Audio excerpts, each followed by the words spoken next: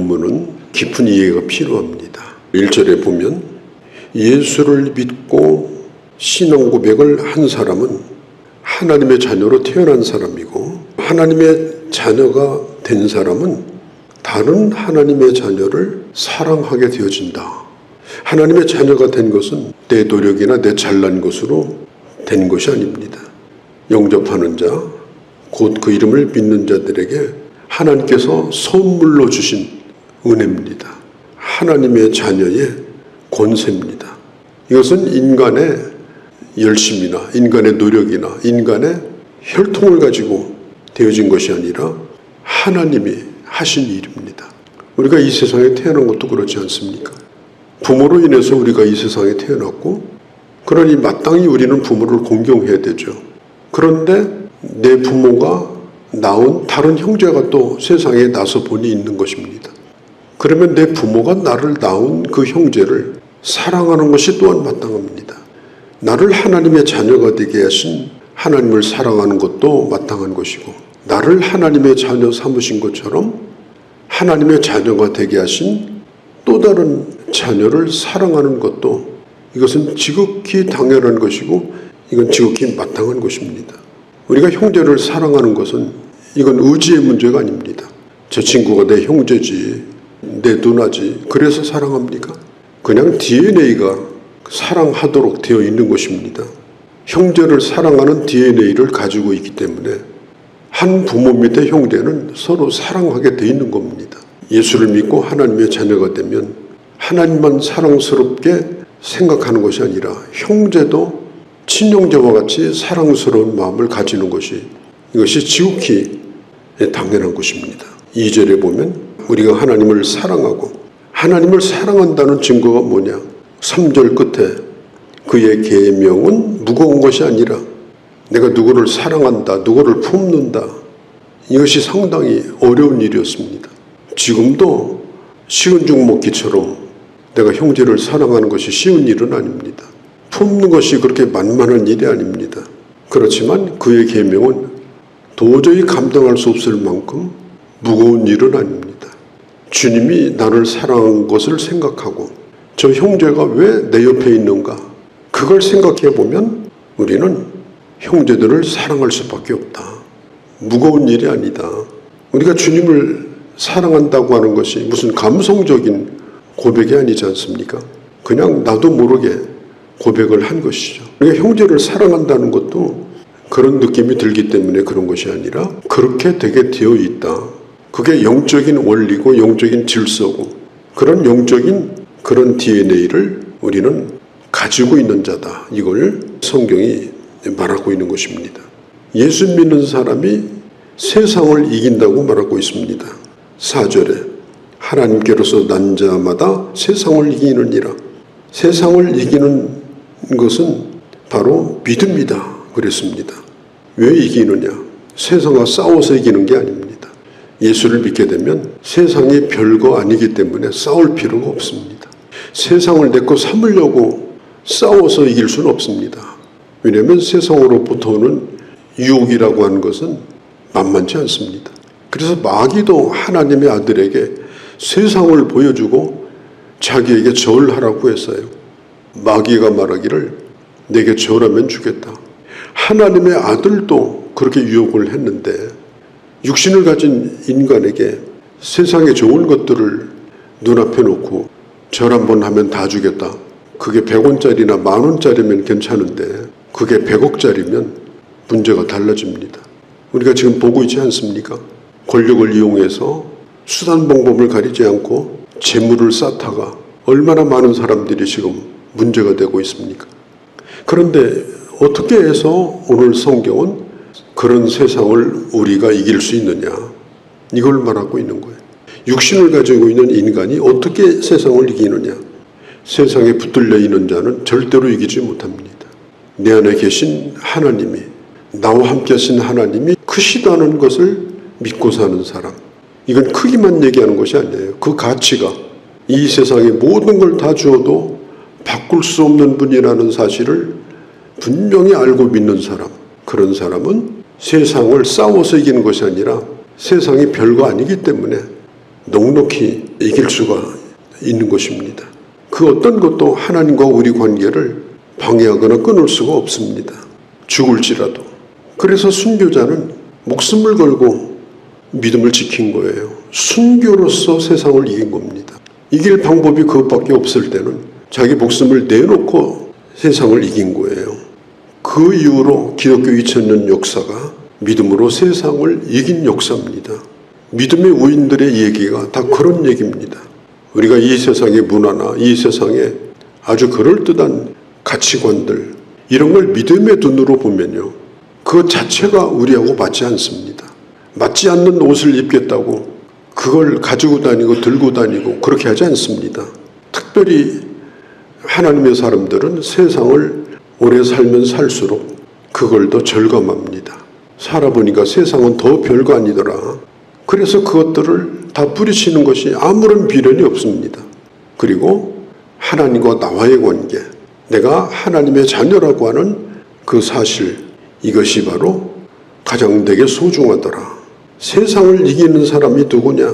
하나님께서 하나님의 아들임을, 예수께서 하나님의 아들이심을 믿는 자가 아니면 누가 세상을 이기겠느냐? 시편 84편에 보면요, 시편 기자는 하나님의 집에 둥지를 틀고 살고 있는 새를 부러워했습니다. 왜 제비가 사람이 사는 처마 밑에다가 집을 짓고 살까? 제비는 사람들이 자기들을 해치지 않는다는 사실을 경험적으로 알고 있습니다. 그래서 강남을 갔다가도 될 수 있으면 자기가 집을 지었던 집으로 다시 돌아옵니다. 왜냐하면 그런 기억이 있기 때문에. 아이들도 해치지 않고 어른들도 해치지 않고 자기들을 보호해 준다는 것을 알고 있기 때문에 또 돌아와서 그 집 처마에다가 집을 또 짓는 거예요. 그리고 거기다가 집을 지으면 누구도 자기들을 해치지 못한다는 걸 압니다. 뭐 뱀이 오든지 뭐가 오든지 걱정할 게 없어요. 그 처마 밑이 제일 안전한 곳이에요. 우리가 세상을 살면서 우리가 이 세상의 보호를 받고 산다. 누가 보호를 해줍니까? 우리를. 다 자기 이익을 위해서 우리를 이용하는 거지. 그들이 우리를 보호해주지 않습니다. 조금이라도 이용 가치가 있으면 나를 필요로 하지만 이용 가치가 없으면 버리는 거예요. 어느 날 갑자기 이 세상이 나를 잘해주면 그건 이미 내게 어마어마한 유혹이 온 겁니다. 그러니까 처마 밑에다가 집을 짓고 사는 것이 참 초라해 보이죠. 야, 맨날 그렇게 교회가 살아야 되냐? 맨날 예배 드려야 되냐? 그렇게 날마다 기도해야 되느냐? 우습게 보이죠. 그런데 거기만큼 안전한 게 없습니다. 왜냐하면 나를 지켜주기 때문에. 누구도 하나님을 대적할 자가 없기 때문에. 그렇기 때문에 하나님 안에 있는 자를 누구도 손댈 수가 없는 겁니다. 그래서 새가 처마 밑에서 거기서 새끼까지 낳고 식구까지 불려가지고 강남으로 갔다가 또 그 집에서 살고, 우리가 주님 안에 있다는 것, 나보다 크신 내가 주님 안에서 산다는 것, 화려해 보이진 않지만 더부살이 하는 것 같이 느껴지지만 신앙생활은 가장 안전한 생활이다. 왜? 하나님의 보호를 받기 때문에. 그걸 지금 사도 요한이 설명해 주고 있는 것입니다. 6절 이후를 보면 계속 이어지는 구절이 뭐냐면 하나님의 아들이신 예수 그리스도가 누구냐? 사도 요한은 세 가지를 들어서 설명합니다. 증거는 이것이니 하나는 물이요, 하나는 피요, 하나는 성령이다. 유대인들은 어떤 것이 증거가 되려면 2개 이상 증거가 나와야 됩니다. 그래서 사람도 2명 이상 증인이 서야 됩니다. 예수 그리스도가 왜 하나님의 아들이냐? 예수 그리스도가 왜 우리의 구원자냐? 첫 번째는 물이요. 예수님은 그가 요단강에서 세례를 받을 때 그때에 성령이 그 위에 임하시고 그리고 하늘에서 음성이 들렸습니다. 예수님이 하나님의 아들이라고 하는 그런 증거가 있었습니다.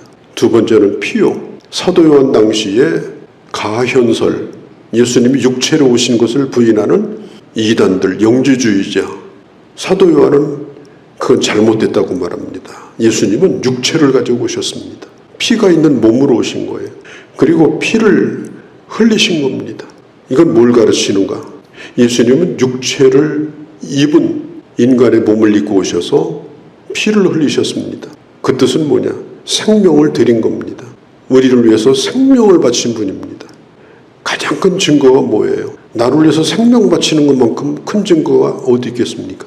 그래서 사도 요한은 두 번째는 피요. 그분은 사람으로 오셨고 그분은 우리를 위해서 화목제물로 죽으셨다. 그 다음에 성령입니다. 성령께서 내가 예수를 믿을 때 내 안에 오셨습니다. 예수를 믿었는데 이제부터는 네가 알아서 살아라. 열심히 노력해서 믿음 지켜라. 그러면 우리가 어떻게 삽니까? 우리가 어떻게 믿음을 지키고 삽니까? 하루도 우리는 못합니다. 오늘 수많은 사람들이 예수를 믿고 자기 믿음도 지키고 교회를 이루고 함께 하나님의 나라를 이루어가는 것은 우리 안에 성령님이 함께 하시기 때문에 그렇습니다. 지금도 우리가 예배를 드리고 주님의 이름을 부르는 것도 내 안에 성령이 계시기 때문에 가능한 겁니다.